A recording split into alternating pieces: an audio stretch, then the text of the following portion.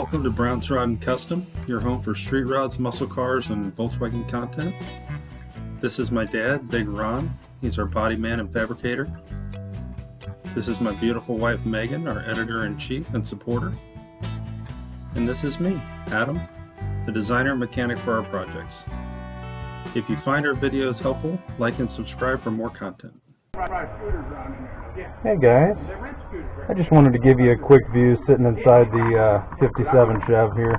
Just kind of a cool view. Just the dash, and you got Don and Tony out there and Dad. But kind of a cool view here. Kind of thought I'd share with you.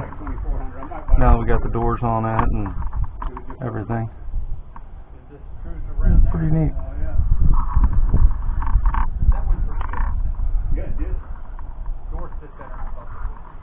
Dash is pretty cool. Looking at the old Bel Air stuff. This is neat. Really like this. It's a cool car. The doors are brand new that we put on. He bought new doors for it. And like I said before, this car's had quarters and rockers and all kinds of repairs. But it looks like brand new, really. They did a decent job. So anyway, guys, I just wanted to give you a shot from the inside of the 57. Just kind of cool. Kind of a POV.